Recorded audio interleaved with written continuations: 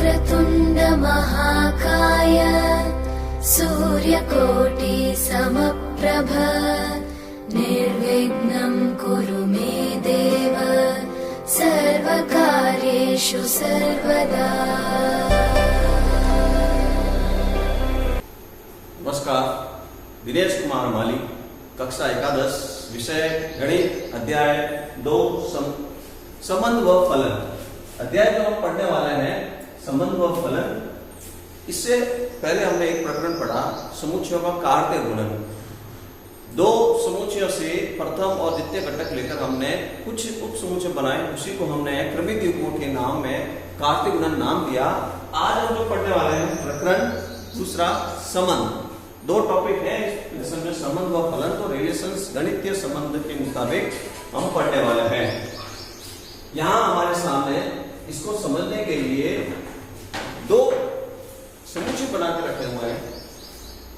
P जिसमें अवयव है A, B, C, Q जिसके अंदर अवयव कुछ नाम के रूप में लिखे हुए हैं, राम, कृष्ण, श्याम, रोहन, मोहन। यदि हम समझते हैं कि ये ABC जो अवयव है X belongs to P, X ये जो है जो संबंधित है P से, वह Y संबंधित है Q से। हम अगर हम P इंटू Q करें तो हम बोलते थे कल कार्त्य गुणन में, तो नंबर ऑफ X आप देख रहे हैं तो है P, नंबर ऑफ Y जो आप देख रहे हैं इसके अंदर है 5। तो number of P into Q जिसको हम कार्त्य गुणन की संख्या बोलेंगे, कार्त्य गुणन की संख्या 3 इंटू 5 15। कुल मिलाकर 15 कार्त्य गुणन क्रमिक युग्मों के रूप में एक समुच्चय के रूप में हमको मिलेंगे, जिसमें से कुछ मैं यहां समझने के लिए लिखा हूं। A राम, इसी तरह से B, A का वापस कृष्ण से भी हो सकता है, B का श्याम से,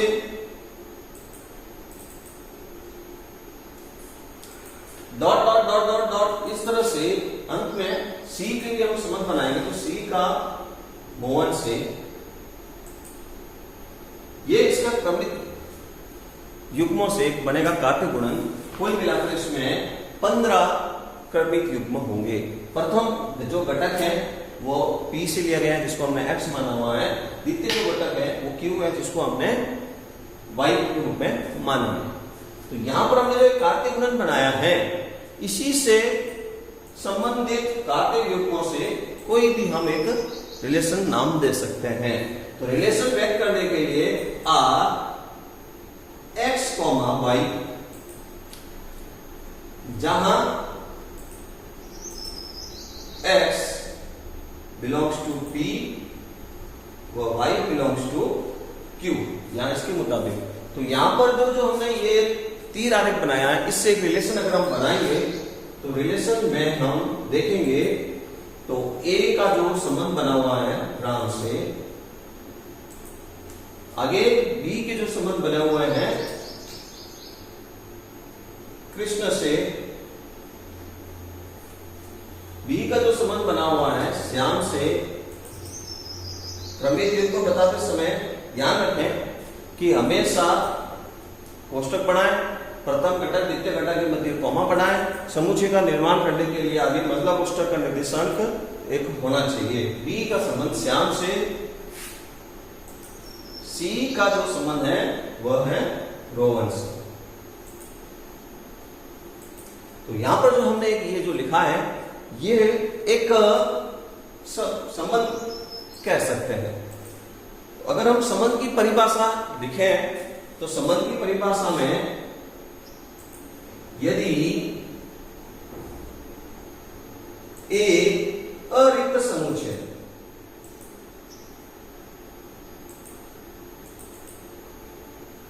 A अरिक्त समुच्चय, रिक्त समुच्चय व अरिक्त समुच्चय। रिक्त समुच्चय जिसमें कोई अवयव ना हो उसे रिक्त समुच्चय कहेंगे, और अरिक्त जिसमें कोई न कोई एक अवयव होना चाहिए वह अरिक्त समुच्चय। B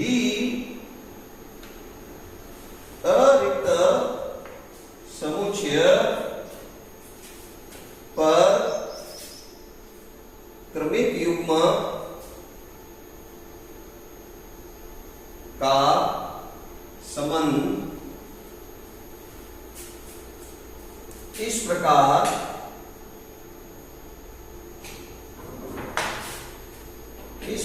हो कि वह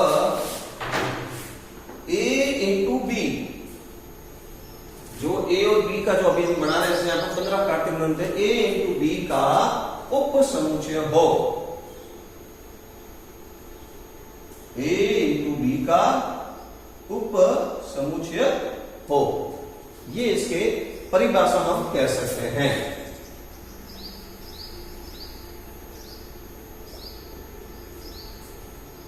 ठीक है ना। प्रथम जो घटक है वो द्वितीय घटक का प्रतिबिंब भी कहला सकता है। यहां पर जो हम प्रथम घटक ले रहे हैं, संबंध के अंदर बात कर रहा हूं मैं, ये संबंध की ही गणितीय रूप में समझ रहे हैं हम। प्रथम जो घटक है वो प्रांत कहलाता है।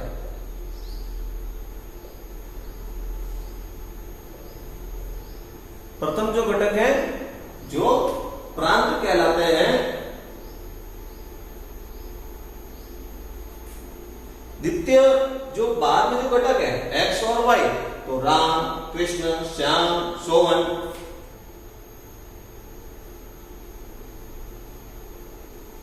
द्वितीय जो घटक है जो परिसर कहते हैं, रेंज बोलेंगे।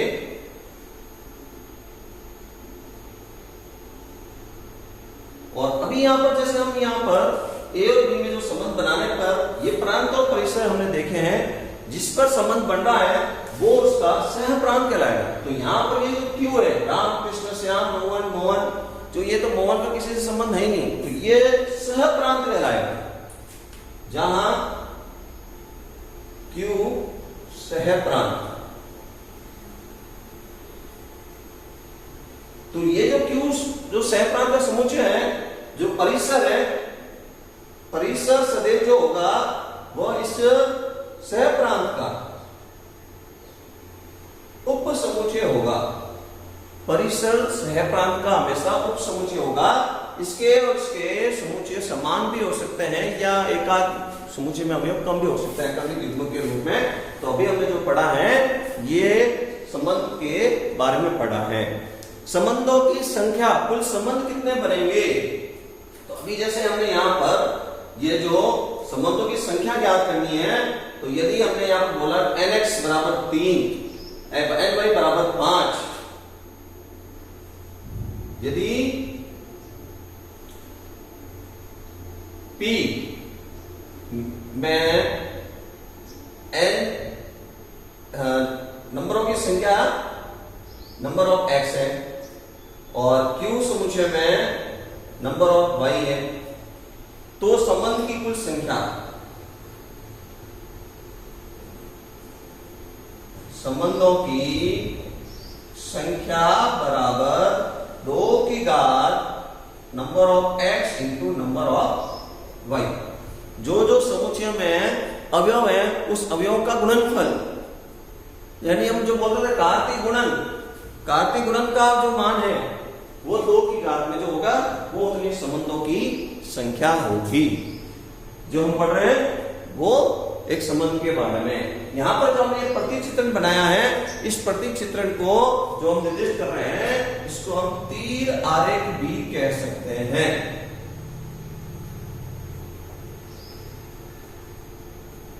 जो ये प्रतीक चित्रण हमने दर्शा रहे हैं, इसको तीर आरेख भी कह सकते हैं। जो जो यहाँ पर अवयव दिए हुए हैं उस अवयवों को एक तीर बनाकर समझा रहे हैं, इसलिए इसको तीर आरेख भी कहा जा सकता है। आइए हम इस पर आधारित एक प्रश्न करते हैं समझते हुए।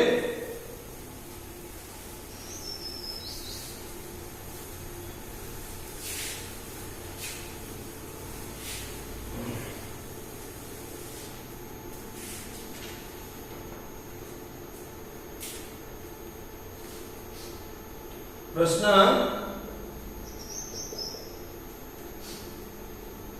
r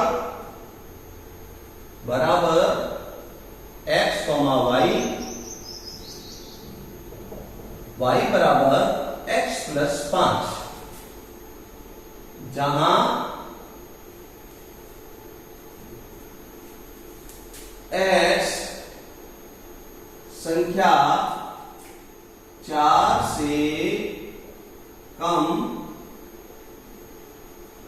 प्राकृत संख्या है। तो नंबर 1,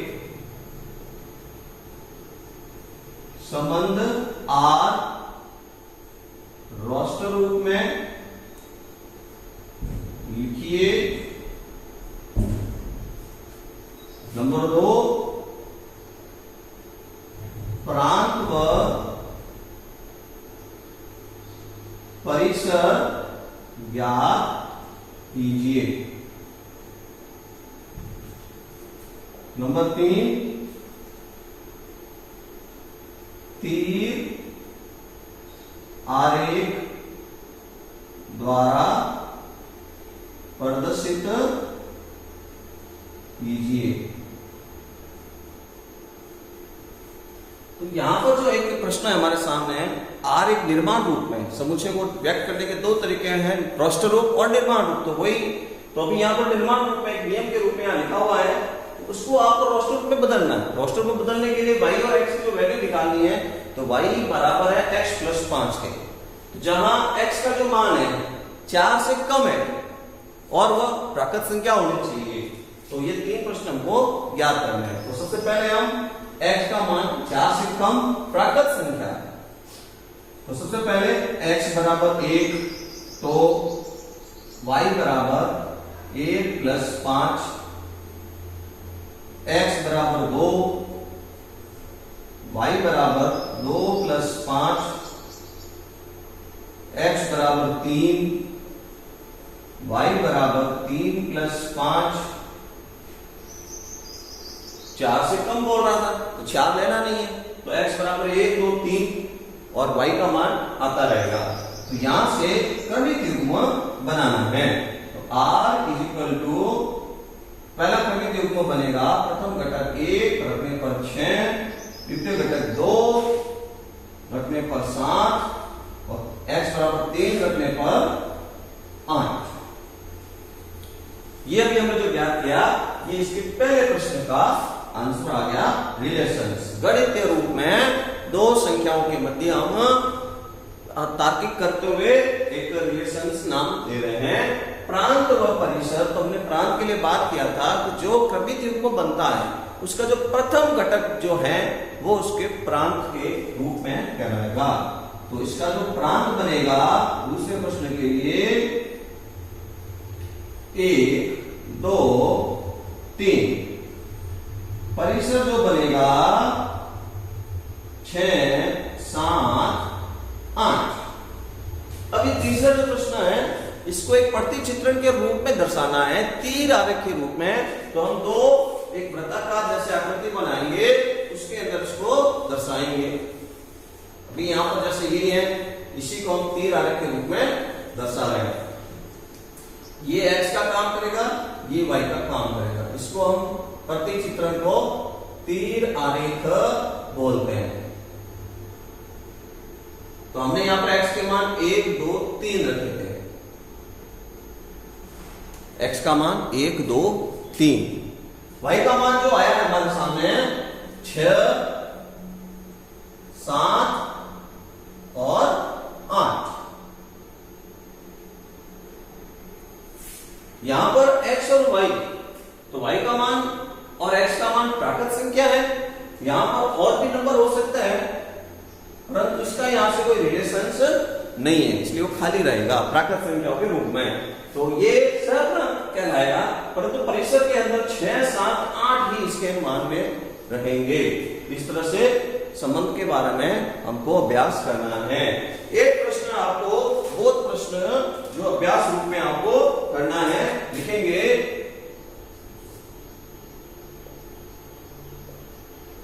बहुत प्रश्न